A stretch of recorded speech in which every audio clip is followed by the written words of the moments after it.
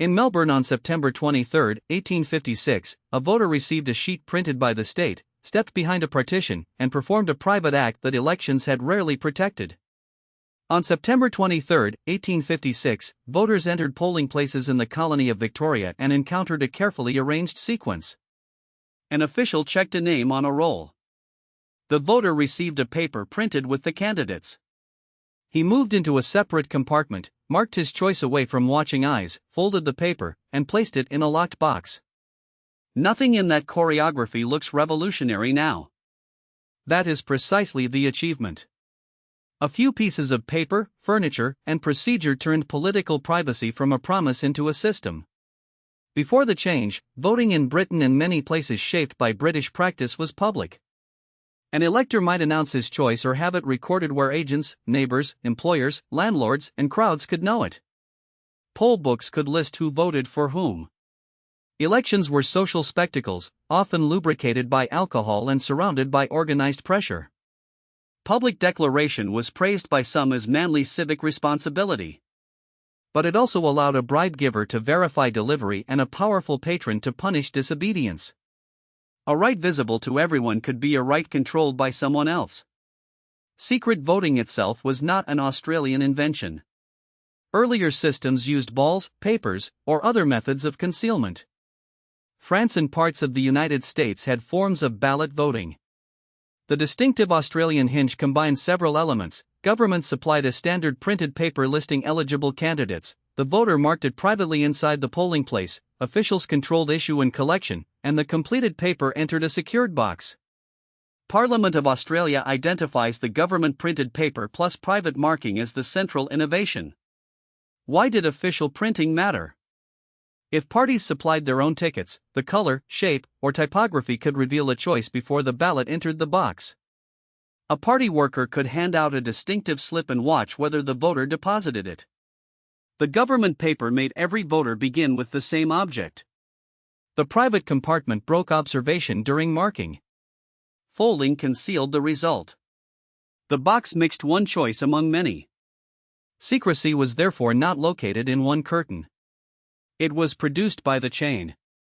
The Australian colonies were politically experimental places in the 1850s. Gold rush migration enlarged an unsettled society. The Eureka Stockade of 1854, where miners resisted licensing and demanded political rights, became part of the pressure for wider participation in Victoria. Yet expansion of the male electorate raised a practical question: how could large numbers vote without employers, patrons, candidates, or mobs supervising their choices? Electoral reform needed an interface ordinary people could use and officials could audit. Victoria and South Australia both legislated secret ballot systems in 1856, and historians appropriately credit both colonies in the global change. Tasmania also introduced the system that year. In Victoria, Henry Samuel Chapman drafted the pioneering ballot provisions. Chapman had witnessed employer pressure during elections in Canada in 1834. The Victorian system was first used on September 23, 1856, the opening day of an election that took weeks to complete across the colony. South Australia developed its own arrangements in the same reforming moment. These reforms did not create universal democracy. South Australia extended the vote to male residents aged 21 and over in 1856, while women and many Indigenous people remained excluded under the evolving colonial and later federal systems. Victoria's wider male franchise followed. The history must keep access and procedure separate. A perfectly secret ballot can still serve an unjustly narrow electorate. But among those entitled to vote, the new procedure reduced a specific vulnerability: the ability of another person to demand visible proof. That distinction explains why the official paper was such a consequential object. Laws can prohibit intimidation, but intimidation often works in private relationships that are hard to prosecute. A tenant may fear a landlord without receiving an explicit threat. An employee may understand an employer's preference without a written order. Secrecy changes the information available after the vote. The voter can promise anyone anything, then mark the paper alone. The system protects freedom partly by making compliance unverifiable. This also attacks the business model of bribery. A buyer is less eager to purchase a vote that cannot be inspected. Secret ballots do not eliminate corruption. Money can influence campaigns, access, turnout, and administration in many ways. But they weaken the simplest contract, cash in exchange for a demonstrable mark. In British debate, reformers emphasized that identical official cards and enforced secrecy would prevent voters from displaying proof to Confederates and claiming bribes. The design made dishonesty between voter and briber a democratic safeguard. The idea traveled under a revealing name, the Australian ballot. Britain's parliament debated colonial experience before passing the Ballot Act in 1872. That act introduced secret voting for parliamentary and local elections. On August 15, 1872, Pontefract held Britain's first parliamentary election under the new system. Voters marked an X beside a candidate in private and deposited the paper in a sealed box. The surviving box carries an unexpectedly local detail: its wax seal was impressed with a licorice stamp used for Pontefract cakes. That sweet shop tool is more than charming trivia. Election security depends on visible custody. A locked box says ballots cannot casually be added or removed. A seal records whether it has been opened. Observers witness the process. The ballot's secrecy protects the voter, while the box's publicity protects the count. Good election design must achieve both at once. Nobody should know how one person voted, yet everyone should be able to trust that all valid papers were handled under known rules. The system spread farther. The Library of Congress preserves a 1917 history devoted to the Australian ballot in the United States, evidence that the term had become established. American states adopted official secret ballots rapidly in the late 1880s and 1890s, replacing party tickets in many jurisdictions. Details varied, and American ballot design developed its own complications. Still, the shared principle endured: the state, not a candidate, should provide the voting instrument, and selection should occur beyond surveillance. The ballot paper is therefore a political technology. Its columns, candidate order, instructions, marks, serial controls, and folds translate legal choices into physical action. Bad layout can confuse. Poor privacy can expose. Inaccessible booths can exclude. Weak custody can undermine trust. The quiet sheet mediates between a citizen's intention and a collective result. Treating it as mere stationery overlooks how much constitutional work a designed object performs. Consider the counterfactual. If expanded suffrage had remained tied to public declaration, every newly enfranchised worker could have received a nominal vote while an employer retained a practical veto. If parties continued supplying visually distinct tickets, surveillance could survive even without spoken declarations. If papers were private but boxes unsealed, secrecy might merely hide manipulation. The Australian system mattered because it assembled complementary safeguards rather than betting everything on goodwill. It also changed election culture. Public voting had made courage part of citizenship. A man was expected to stand by his political choice before the community. Secret voting offered a different moral model.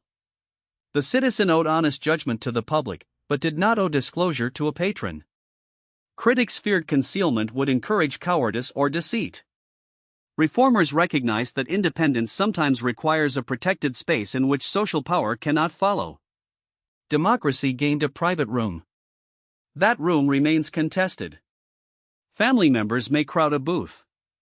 Cameras can let voters create proof of a marked ballot. Assistance for disabled voters must be offered without turning help into control. Mail voting relocates secrecy from a supervised station to a home environment.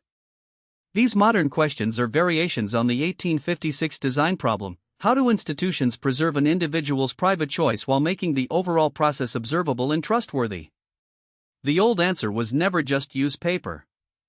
It was design the whole chain. The Australian ballot also shows how reforms can travel outward from colonies to imperial centres. Britain did not simply export institutions to Australia. British legislators studied Australian practice and adopted a related system 16 years later. The phrase itself preserves that reversal. A procedure tested in Melbourne and Adelaide became evidence in Westminster and a label in the United States. Political influence crossed oceans in more than one direction. The design contains a productive tension. Officials must know that an eligible person received one ballot, but must not connect that person reliably to a marked choice. Administration needs identity at one stage and anonymity at another. The sequence separates them, a name is checked before the compartment, the choice is mixed with others afterward. Much election law protects the boundary between those two kinds of information. Standardization supports equality as well as secrecy. If every voter receives the same list under the same instructions, parties cannot omit an opponent from their own tickets or encode allegiance in the paper. This does not guarantee neutrality, because order and layout still matter. It does make the instrument a public responsibility governed by common rules. A printing decision becomes constitutional administration. The booth turns a legal entitlement into an available action. Telling a worker that voting is secret means little if a supervisor can stand beside the desk. The partition creates temporary control of space. For a few moments, the voter occupies a room inside the state where rank should stop at the curtain. Compromised privacy dismantles the mechanism that makes independence practical.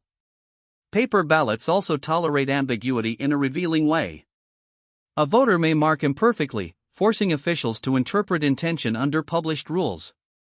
Observers can challenge that interpretation without learning the voter's identity. The object therefore supports disagreement inside a bounded procedure. Elections need not assume flawless citizens or officials, they need evidence and rules capable of resolving ordinary error.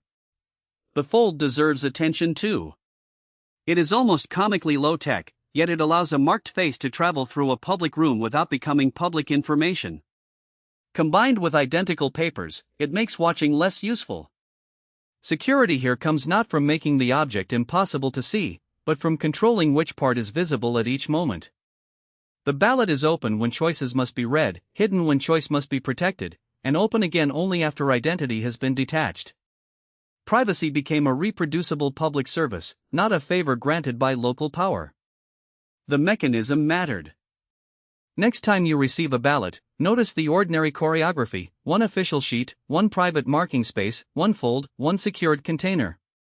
Each step removes a piece of information from anyone who might coerce you while preserving enough procedure for the public to trust the total. That is the surprising connection. The secret ballot protects freedom not by asking voters to be braver, but by making it impossible for a bully or briber to know whether they obeyed. A standardized sheet of paper turned privacy into democratic power.